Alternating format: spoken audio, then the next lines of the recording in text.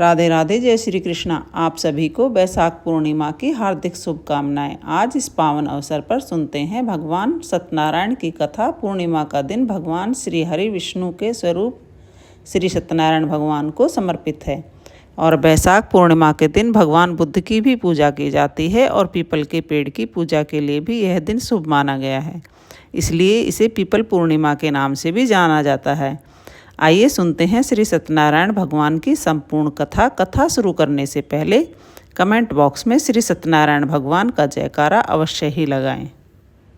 बोलो सत्यनारायण स्वामी की जय। श्री वेदव्यास जी ने कहा, एक समय नैमिषारण्य तीर्थ में नित्य क्रिया से निवृत्त होकर सौनक आदि 88,000 ऋषियों ने भी सूत जी से पूछा, हे प्रभु, आप तो इतिहास एवं पुराणों के ज्ञाता हैं, अतः आपसे एक निवेदन है कि इस कलयुग में वेद विद्या से रहित मनुष्यों को प्रभु शक्ति किस प्रकार से प्राप्त हो तथा उनका उद्धार कैसे होगा।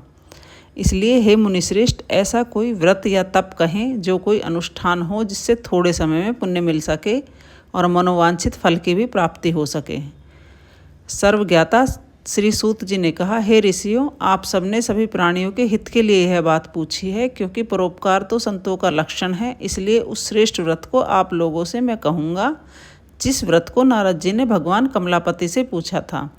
एक समय योगीराज नारद जी दूसरों के हित की इच्छा से अनेक लोकों में घूमते हुए मृत्युलोक में आ पहुँचे। वहाँ अनेक योनियों में जन्मे प्राणी अपने कर्मों के द्वारा अनेकों दुखों से पीड़ित थे। ऐसा देखकर नारद जी ने मन में विचार किया कि किस यत्न से इन प्राणियों के दुख का नाश हो।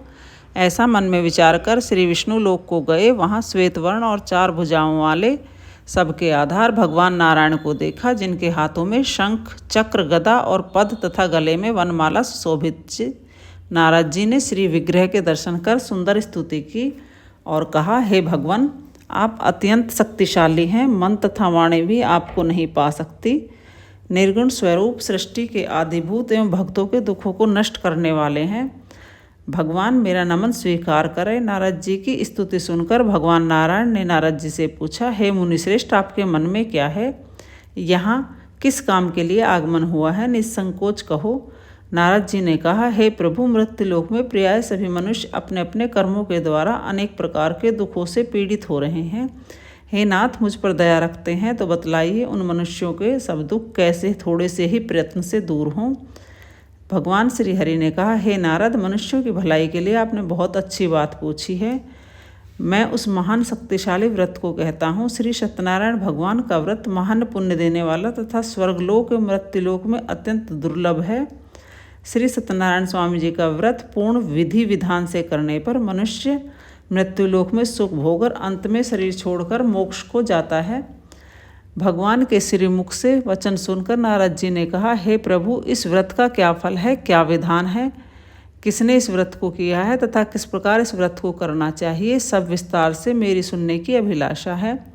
भगवान ने कहा, नारद जी, दुख शोक आदि को दूर करने वाला, धन धान्य को बढ़ाने वाला, सौभाग्य तथा संतान को देने वाला, सभी स्थानों पर विजय श्री दिलाने वाला, भक्ति और श्रद्धा के साथ किसी भी दिन मनुष्य श्री सत्यनारायण की कथा शाम के समय ब्राह्मण एवं बंधुओं के साथ धर्मपरायण होकर पूजा करें।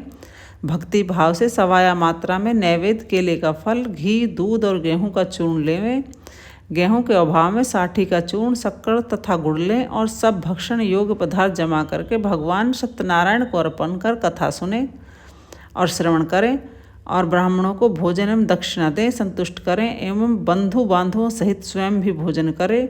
नृत्य गीत आदि का आचरण कर श्री सत्यनारायण भगवान को स्मरण कर रात्रि व्यतीत करें। इस तरह से व्रत करने पर मनुष्यों की इच्छाएं निश्चय ही पूर्ण होती हैं। विशेष कलिकाल में मृत्युलोक में यही इच्छा पूर्ति और मोक्ष का सरल उपाय है। सूत जी बोले, हे ऋषियों, जिसने पहले समय में इस व्रत को किया है उसका इतिहास कहता हूँ, ध्यान से सुनो। एक सुंदर काशीपुरी नगरी में एक अति निर्धन ब्राह्मण रहता था। वह ब्राह्मण भूख और प्यास से व्याकुल हो नित्य ही पृथ्वी पर घूमता था। ब्राह्मणों से प्रेम करने वाले भगवान श्री विष्णु ने ब्राह्मण प्रिय ब्राह्मण को दुखी देखकर बूढ़े ब्राह्मण का रूप धारण कर उसके पास जाकर पूछा, हे विप्र, आप दुखी होकर पृथ्वी पर क्यों घूमते हो? हे श्रेष्ठ ब्राह्मण, यह सब मुझसे कहो, मैं सुनना चाहता हूँ। ब्राह्मण बोला, मैं बहुत ही निर्धन ब्राह्मण हूँ, भिक्षा के लिए पृथ्वी पर घूमता हूँ। हे भगवान, इस निर्धनता से छुटकारा दिलाने वाला कोई उपाय हो तो कहें।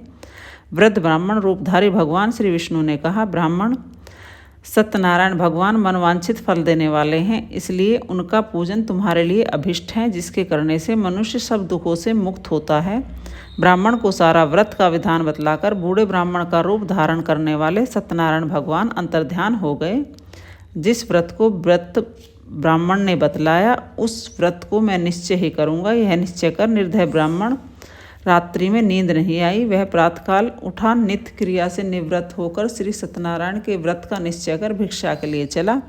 भगवत कृपा से उस दिन उसको भिक्षा में बहुत सा धन मिला, जिससे उसने बंधु बांधवों के साथ सत्यनारायण व्रत किया। इस प्रकार सत्यनारायण व्रत की महिमा से ब्राह्मण सब दुखों से छूटकर अनेक प्रकार की संपत्तियों से युक्त हो गया।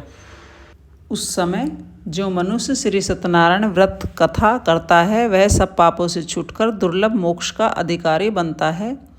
आगे जो पृथ्वी पर सत्यनारायण व्रत करेगा या कथा कहेगा वह मनुष्य सब दुखों से छूट जाएगा।